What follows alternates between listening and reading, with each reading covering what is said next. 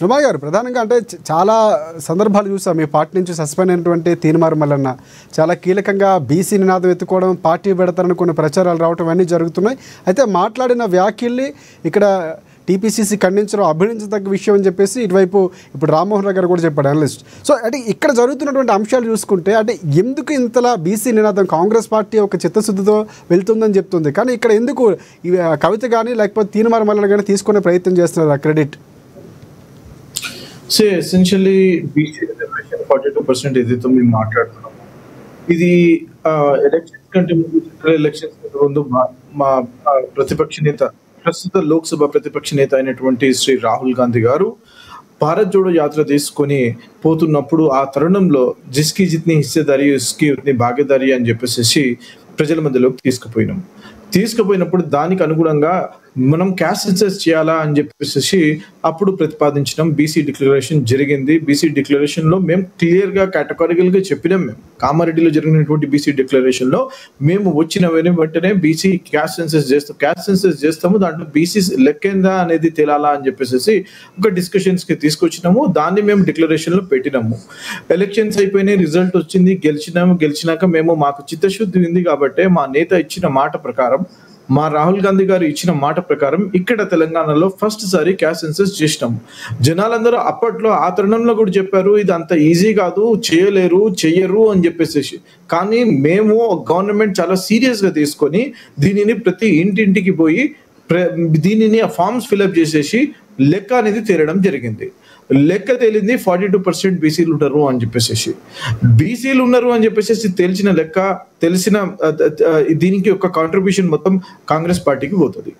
దానిని ముఖ్యమంత్రి వర్యులు శ్రీ రేవంత్ రెడ్డి గారికి గవర్నమెంట్ కి పోతుంది అనమాట. అయితే ఇది మేము చేసిన తర్వాత మరుక్షణం బీజేపీ ఎప్పుడైతే ప్రతి స్టేట్ లో మీ చేయకూడదు అని చెప్పేసి వాళ్ళు ప్రతిసారి చెప్తూ వచ్చారు. ఇంతకుముందు ఎలక్షన్స్ లో తీసుకోండి, ప్రతి స్టేట్ ఎలక్షన్ లో కూడా సరే వీళ్ళు అదే మాట చెప్తూ వచ్చారు. బటోగైతే కటోగే అని చెప్పినారు. అంటే మీరు డివైడ్ అయితే మాత్రం మీరు కట్ అయిపోతారు అని చెప్పేసి బీజేపీ చెప్పడం జరిగింది. కానీ అది చెప్పినా సరే మేము మా నేత ఇచ్చిన మాట ప్రకారం 2011లో మేము యూపీఏ 2లో చెప్పిన మాట, అప్పుడు కూడా క్యాస్ట్ సెన్సస్ చేయాలని చెప్పేసి చెప్పినాం. దానికి సోషల్ ఎకానమిక్ క్యాస్ట్ సెన్సస్ అని చెప్పేసి తీసుకొచ్చినాం. ఈ రోజు ఏదైతే బేసిస్ తీసుకొచ్చినామో, ఎంపెరికల్ డేటా తీసుకొచ్చి దానిని ప్రతి ఒక్క ఇంటింటికి పోయి కలెక్ట్ చేసినామో ఇది ఎవరు చేయలేదు. దీనిని 2017లోనే 2017లో ఆనాటి ముఖ్యమంత్రి, ఫామ్ హౌస్ ముఖ్యమంత్రి అయినటువంటి కల్వకుంట్ల చంద్రశేఖరరావు గారు బీసీ ఆత్మగౌరవ సభలో ప్రతిసారి చెప్తూ వచ్చాడు, నేను బీసీ క్యాస్ట్ సెన్సస్ చేస్తా, ప్రజలు ఎంతమంది ఉన్నారో నేను తేల్స్తా, ప్రతి ఎన్యూమరేటర్ని ఇచ్చి పంపిస్తా అని చెప్పేసి చెప్పాడు.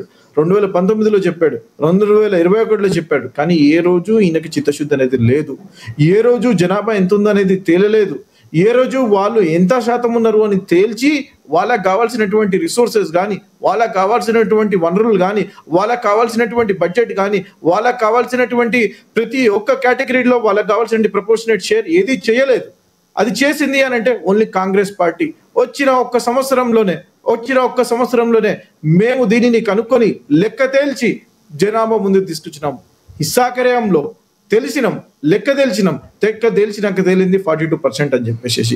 అది దీనికి రాబోయే లోకల్ బాడీ ఎలక్షన్స్ లో మేము తీసుకురావాలి అని అంటే దానిని క్యాబినెట్ లో ఆమోదింపజేసి దానిని ఒక ఆర్డినెన్స్ కింద తీసుకొచ్చినాం. ఆర్డినెన్స్ కింద తీసుకొచ్చినప్పుడు దాని గవర్నర్ అప్రూవల్ కి పోవాలా. Anything that goes before the approval of the governor that is called an ordinance. That is the process. ఆ ప్రాసెస్ ఫాలో అవుతూ వస్తున్నాము. ఎస్, ఏదైతే మిత్రులు ఇందాక అనలిస్ట్ గారు చెప్పినట్టు విధంగా తమిళనాడులో రిజెక్షన్స్ జరిగినాయి, యూపీలో, బీహార్లో, మహారాష్ట్రలో జరిగినాయి అని చెప్పేస్తే దానికి హేతుబద్ధం అనేది లేకుండా పోయింది. దానిని ఇష్టం వచ్చినట్టు రిజర్వేషన్స్ ఇచ్చుకుంటూ పోయినరు. కానీ ఇప్పుడు అది కాదు. ఇది చేసింది మేము ఎంపెరికల్ డేటా తీసుకొచ్చినాం. ఈ డేటా ఇంతమంది ఉన్నారు అని చెప్పేసి ప్రతి ఒక్క ఇంటి డేటా మా దగ్గర ఉంది, ప్రతి ఒక్క తెలంగాణ పౌరుని డేటా మా దగ్గర ఉంది. దానికి అనుగుణంగా ఇస్తున్నాం అని చెప్పేసి మేము క్లియర్ గా కేటగారికల్ గా చెప్పినాం. దానిని అది కూడా కాదు, మీరు చేయలేరు అని చెప్పేసి చెప్తున్నారు. సరే, వీళ్ళు దుష్టశక్తులు అని చెప్పేసి మాకు అర్థమైపోయింది. వీళ్ళు చేయనియరు అని చెప్పేసి అర్థమైపోయింది. వీళ్ళకి బీసీల మీద కపట ప్రేమ ఉందని అర్థమైపోయింది. వీళ్ళు బీసీల మీద కక్ష కట్టుకొని ఉన్నారని చెప్పేసి మాకు అర్థమైపోయింది. నో ప్రాబ్లం, మేము 100% ఏదైతే 42% ఎలక్షన్ 42% క్యాస్ట్ సెన్సస్ తెలిందో దానికి అనుగుణంగా మేము 100% వాళ్ళకి రిసోర్స్ ఎలొకేట్ చేస్తాం, బడ్జెట్ ఎలొకేట్ చేస్తాం, రిజర్వేషన్ ఇప్పిస్తాం. 100% చెప్తున్నాం. ఇది రాహుల్ గాంధీ గారు ఇచ్చిన మాట 100% చేసి తీర్చుతాం. ఇది కాంగ్రెస్ పార్టీ ఇచ్చిన మాట నిలబెట్టుకుంటుంది. కాంగ్రెస్ పార్టీ రాహుల్ గాంధీ గారు ఇచ్చిన మాట నిలబెట్టుకుంటుంది, నెరవేరబోతుంది.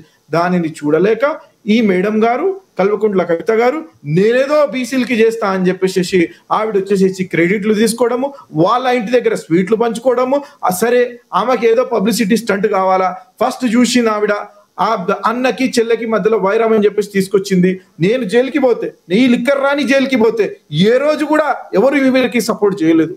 సపోర్ట్ చేయకపోగా ఈ రోజు వచ్చి ఆవిడ అంటుంది మా పార్టీని బీజేపీలో మెర్జ్ చేస్తామని చెప్పేసి చెప్పింది. ఒకసారి అంటే ఆవిడకి పిఆర్ స్టంట్ కావాలా, ఆవిడకి మీడియాలో ప్రతిసారి తన న్యూస్ లో ఉండాలా.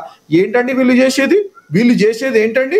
మహానీస్ లో పోయి వీళ్ళు అటాకులు చేస్తారు, ఏబిఎన్ లో పోయి అటాకులు చేస్తారు. అటాక్ చేసేది ఏంటంటే నాకు అర్థం కాదు.